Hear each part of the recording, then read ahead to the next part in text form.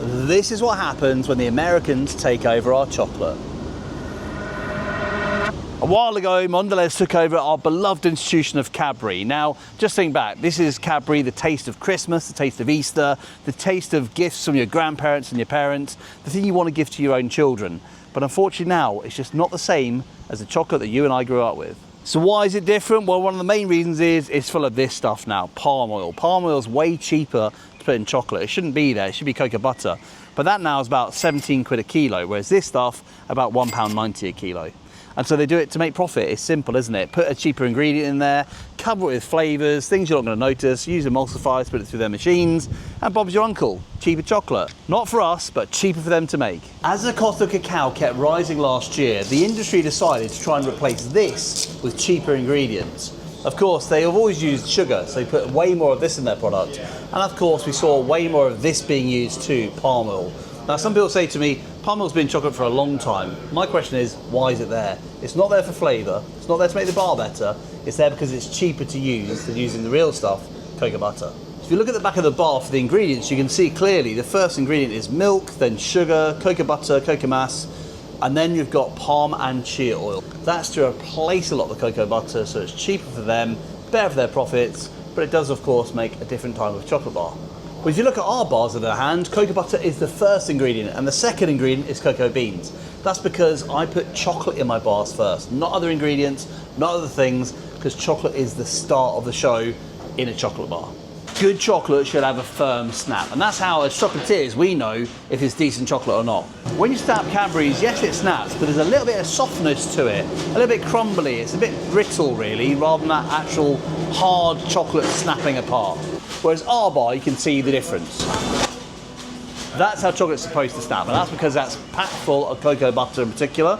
Now the cocoa butter locks together as you temper it, and of course, if you put different ingredients in different types of chocolate, they're not tempering in the same way, and that's why it's not the same texture. You don't just melt chocolate and pour it into a mold and then you have your chocolate bar, but rather you have to temper it properly. Now, tempering's all about getting the crystalline structure correct. The cocoa butter, if it's just a bit too warm, will form weird shaped crystals. But if you get it just the right temperature, they lock together absolutely perfectly. And that is what gives our chocolate its snap. But it's not just that. If you put other things in there like palm oil, you're fundamentally changing the recipe, and that's why these other new Frankenstein bars don't snap in the right way. You can tell, just get any of the high street chocolates, put them in your hand, try and eat them, they'll start melting really quickly, and they'll be really soft and gooey in your mouth. Whereas real chocolate, especially craft chocolate, will melt at body temperature. So when you temper properly, it melts around the same temperature as your mouth. And that's the great thing about craft chocolate. When it's made the real way, it should melt in your tongue at body temperature. So it's kind of solid, but it's slowly melting, releasing the flavors gradually, not just becoming a big gooey mess because it's a cocktail of different chemicals. So I'm gonna melt these bars in this bain-marie and see how they melt and see if they've got that weird bendy thing going on. But to make the experiment fair, I'm gonna include my chocolate as well. This is made without palm oil. It's just the good stuff, which is good organic cacao. So let's put it inside at the same temperature for every single one of them. And after a while, we'll come back and see how they bend. 20 minutes later. They've done their time, they've been here for a little while. Now let's see what they look like. Right, that is very soft. Okay, I'm worried that might be liquid already because it seems a bit soft to me.